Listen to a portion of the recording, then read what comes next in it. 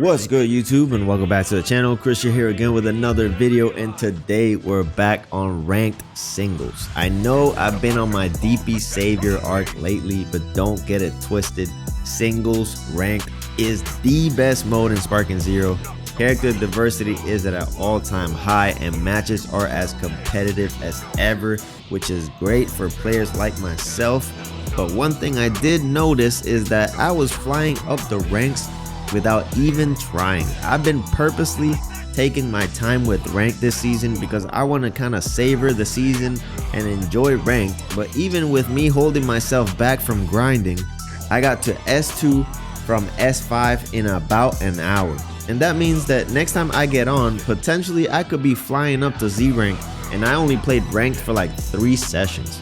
100% this has to do with the new streak system multiplying our points, and while I do like that system, like many things in this game, the devs didn't really plan out how this reset and point system was gonna affect the player base.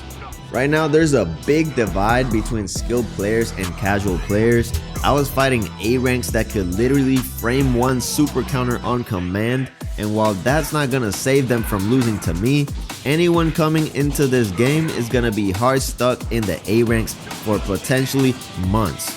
And it creates this situation where skilled players get a bunch of points really quickly, and semi-skilled or under-skilled players can't gain points nearly as fast. And you might be thinking that's how it should be, but the way the system works, if you play someone with too little points, you literally get 0 points from playing them. So at a certain point, there's no point in continuing to grind if you're getting like 10 points a match and losing potentially hundreds for any loss.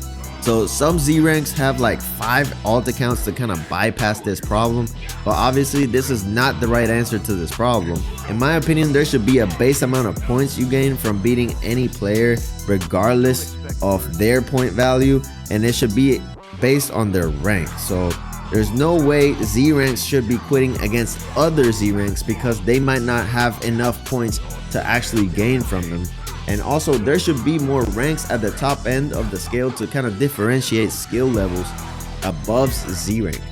What I would do is that I would make it impossible for you to rank down back into the S ranks once you make it the Z, and I would add like 5 tiers above Z rank, maybe like a 1-star, 2-star, 3-star, up to 5-star Z rank. So players like me would actually have an incentive to grind past base Z rank into the 3-star Z rank, for example, while players like Speedy and Demon Joe can get at least base points off any Z rank they play.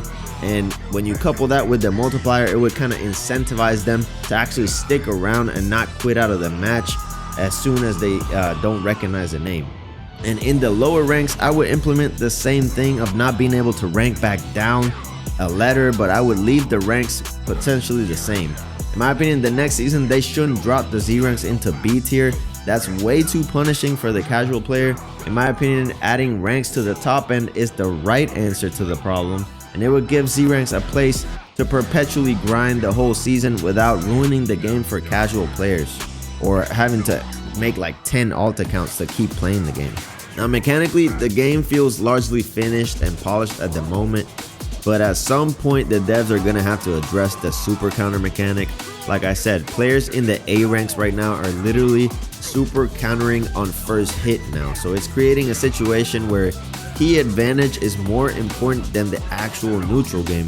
It's getting so bad that players are refusing to approach each other because they don't want to start the engagement at a key disadvantage. Now, I'm a very offensive player, guys. I want to attack constantly, and from playing so much in quick play, I kind of know how to fight at a key disadvantage.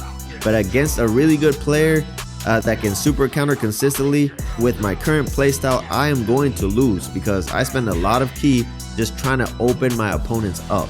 I play this game for fun, guys. If I have to turtle and charge key to win matches on vanish follow-ups alone, I would rather just lose the match, okay? And that's why I'm a quick play warrior, guys. There's certain things about the mechanics of this game that need work even now, and follow-ups being so prevalent in the game, so important to win matches, is just one of those things.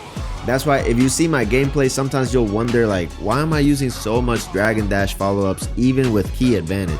is because at least with that mechanic, you retain control over your character and you could have some agency when playing the game and you could do some cool stuff. Pressing triangle for your damage is just lame in my opinion, guys. And I'm not a comp player, so I'd rather just lose than have to play that way. So in my opinion, super counter wars kind of need to go at this point. I would make it so that any clashing super counters just reset you back to neutral, and honestly, I would nerf vanish follow-ups as well. Either make them cost a little bit of key or just make their damage scaling a little bit higher so that they're just not as important in the game. There's just too much priority on vanish follow-ups and they just dumb down the game in my opinion. But even with all these nitpicks and problems, Sparking Zero is in a way better spot than it was. If you've been paying attention to the matches, all of these guys are good players and good fun competition. Cheese tactics are very rare. The only cheese you kind of run into is the whole turtling with key advantage strategy. But every time I get on this game right now, I'm having fun.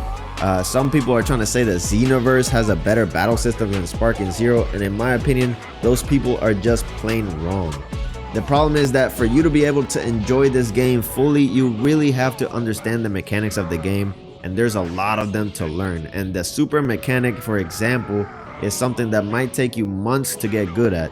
So you can't just get on this game and expect to compete with even A ranks right now. So if you like that kind of experience, that competitive environment, then this game is here for you, but not everybody does.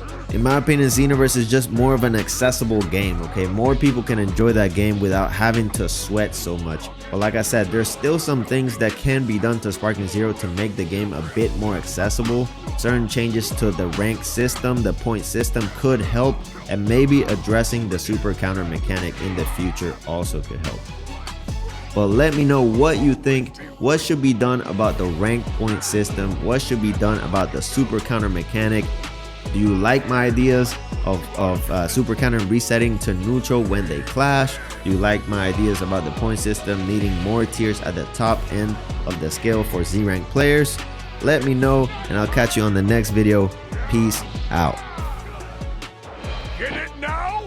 The limitless power of immersion!